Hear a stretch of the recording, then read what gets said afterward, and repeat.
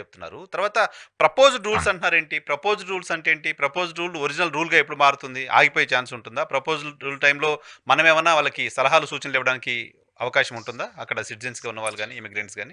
Proposed rules అన్నది మొదలు అజెండాలో పెడతారండి. అజెండాలో పెట్టిన తర్వాత ఆ ప్రపోజ్డ్ రూల్ అనేది పబ్లిష్ చేస్తారు.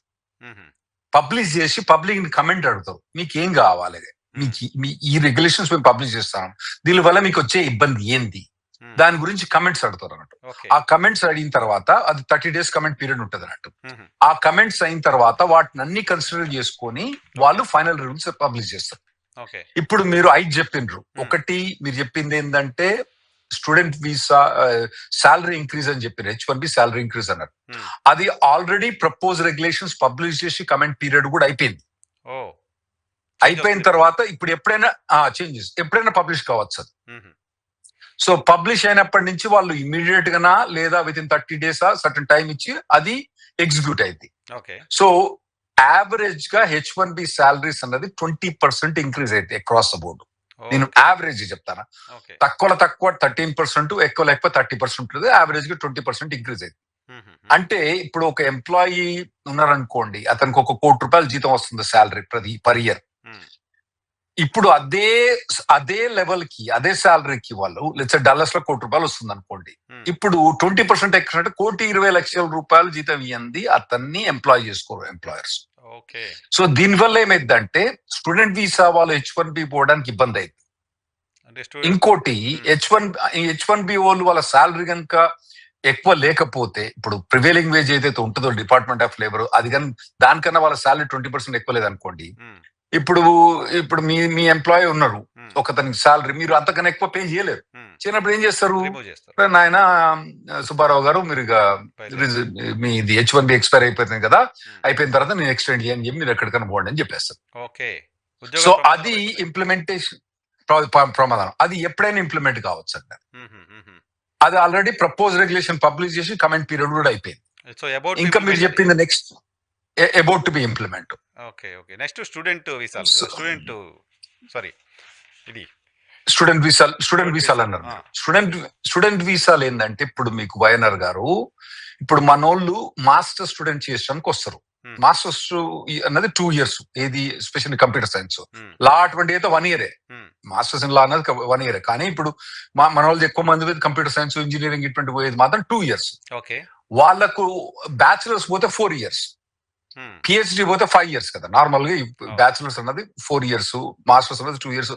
అయితే అక్రాస్ ద బోర్డు వాళ్ళు ఏం చేస్తారంటే 5 ఏళ్ళు వీసా ఇస్తారండి. ఓకే.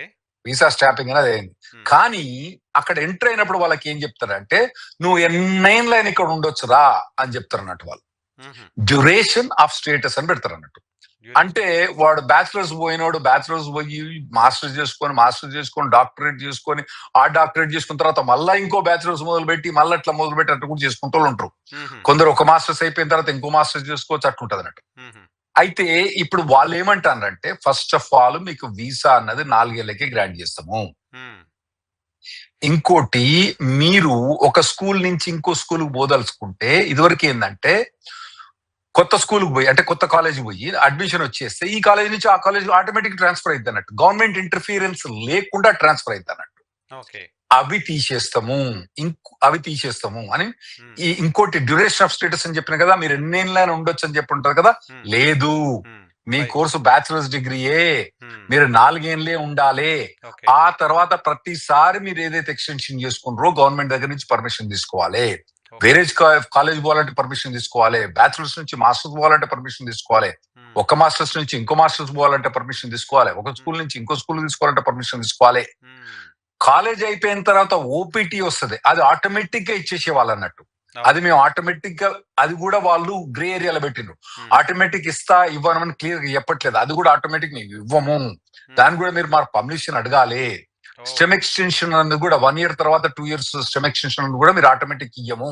హ్మ్. సో ఇవన్నీ రెస్ట్రిక్షన్స్ ఈ ప్రపోజ్ రెగ్యులేషన్స్ కూడా ఆల్రెడీ పబ్లిష్ అయిపోయినాయి. హ్మ్. హ్మ్. హ్మ్. దాని కమెంట్ పీరియడ్ కూడా అయిపోయింది. ఓకే. అవి ఏ రోజైనా కూడా పబ్లిష్ కావచ్చు. హ్మ్. అవి పబ్లిష్ అయితే ఏమైందంటే ఇప్పుడున్న స్టూడెంట్స్ కానీ మరి ఇవి ఆ పబ్లిష్ అయినప్పుడు కొత్తగా వచ్చే స్టూడెంట్స్ కి అప్లై చేస్తారా, ఉన్న స్టూడెంట్స్ కి అప్లై చేస్తారా అన్నది ఇప్పుడు మాకు క్లియర్ గా తెలియదు. సో ఎందుకంటే రెగ్యులేషన్స్ లో వాళ్ళు క్లియర్ గా చెప్పలేదు. అంటే ఇప్పటి నుంచి ఇంప్లిమెంట్ అయితే కొత్తగా వచ్చే స్టూడెంట్స్కి ఉంటుంది. ఆర్ఎల్స్ ఇప్పుడు ఆల్రెడీ స్టూడెంట్స్ ఉన్న కొత్త వాళ్ళందరికీ వర్తిస్తుంది అది. ఆ క్లారిటీ లేదు. అది ఇంకా తెలియదు, అది మాకు తెలియదు ఇంకా. ఓకే. ప్రస్తుతం అయితే కొత్తగా వచ్చే వాళ్ళకి మాత్రం ఖచ్చితంగా ఇంప్లిమెంట్ అయింది, అది మాత్రం తెలుసు. వాళ్ళకి ఉన్న వాళ్ళకి ఇంప్లిమెంట్ అయింది, అది గ్యారంటీ.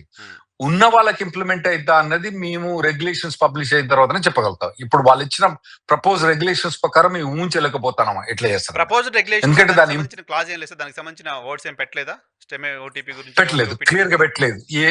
ఎప్పుడు వర్తిస్తుంది, ఏ డేట్ వర్తిస్తుంది అనేది పెట్టలేదు వాళ్ళ క్లియర్ గా. ఓకే.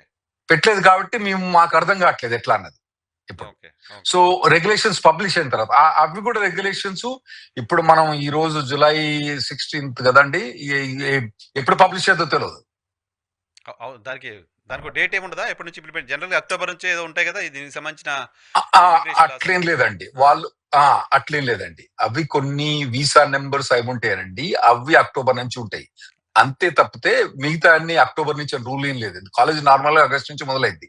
సో వాళ్ళు ఎప్పటి నుంచి ఇంప్లిమెంట్ చేస్తారు, ఎప్పుడు పబ్లిష్ చేస్తారు, ఈ రెండు రెగ్యులేషన్స్ మీరు చెప్పినది ఇది H1B wage increase, student visa significant changes అన్నది ఎప్పుడైనా ఇంప్లిమెంట్ కావచ్చు.